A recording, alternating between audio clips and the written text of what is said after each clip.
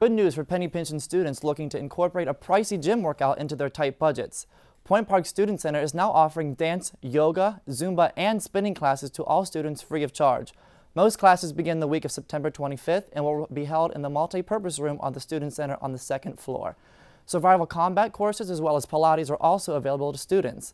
Prior registration is not necessary for any of the center's classes. Be sure to check out your weekly event email for Check This, a weekly update of on-campus events courtesy of Campus Life. Students suffering from chronic procrastination can no longer have a reason to be late for an assignment, thanks to the newly renovated computer lab in Thayer Hall. New for the fall 2011 semester, the redesigned lounge is now open 24 hours a day, 7 days a week. Senior multimedia major Amanda Herzog said she enjoys the new computer lounge because it feels more technology as well as more space. Herzog noted the individual space each station has so students will no longer have to climb over one another to get a seat. The space offers 16 traditional Windows computers, 6 Apple iMac desktops with professional high-end software, 4 quick-use kiosks, and 3 wheelchair-accessible stations. Point Park music enthusiasts now have one more way to take in a show.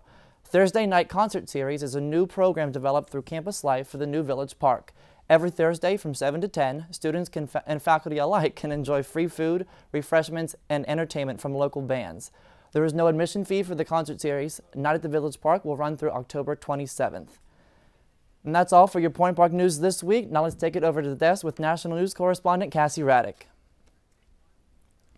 Thanks, Alex. A U.S. citizen has been arrested in connection with a plot to attack the Pentagon and U.S. Capitol. Rezwan Firdas from Massachusetts was planning an attack using an aircraft loaded with C4 explosives to attack the D.C. buildings.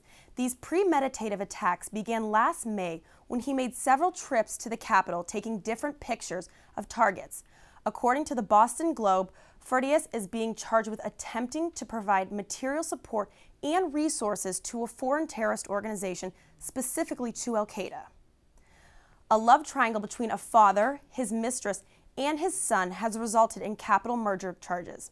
Tracy Bernard Burleson from Houston and his son William Fuller are currently facing murder charges for the death of his wife Paulette Burleson back in 2010.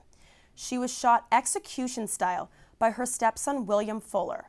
Fuller insists that his father had him hired to kill his stepmom so Burleson could cash in on her life insurance policy. However, Burleson and Fuller were both romantically involved with a woman named Tyone Palmer, who allegedly helped the men get rid of the murder weapon. Attorneys for Burleson say that his son framed him for the murder of his wife so that he could cash in on. Detectives are still investigating the case, and Burleson claims he is innocent and had nothing to do with the murder. If it seems like Rick Perry's front-running spot as potential GOP candidate was short-lived, that's because it was. Mitt Romney regained that spot, and Perry has fallen into second place. To some, it's not surprising that Perry has dropped in the polls after his performance in the recent Republican debates in Florida. Rounding out the top 3 potential candidates is Herman Cain, who recently tripled his support in recent weeks. A current Fox News poll showed that Romney claimed the support of 23% of Republican primary voters, while Perry had a 10-point drop since the last poll. Herman Cain has had an 11-point increase in the polls since August. That's all the news we have for you today. Now here's Lindsey Watson with your Consumer Report. Know that the key to successful laundry just may lie within the clothes themselves? Most don't seem to realize that the rules to preserving the life of your favorite outfit has been sewn or stamped into your clothes all along. We've all been there, alone in the laundry room, washing clothes. And more often than not, we have questions or concerns about how exactly to wash or dry an article of clothing without shrinking, bleaching, or ruining it for good. But what if there was a guide to all your laundering questions that has been hidden in plain sight? Luckily for you, there is. Sure, you've seen them, large, bold symbols that run across the bottom or flip side of the tag or label in your shirt, pants, or towels. But what message are these strange symbols trying to convey to you about your laundry? Anything you need to know from washing, drying, bleaching, and ironing is explained very simply, but figuring out what these symbols mean is a little bit more complex. The most common tag symbols include machine wash gentle or delicate, hand wash, and do not wash. For ironing, iron any temperature, steam or dry, iron low, iron medium, or iron high.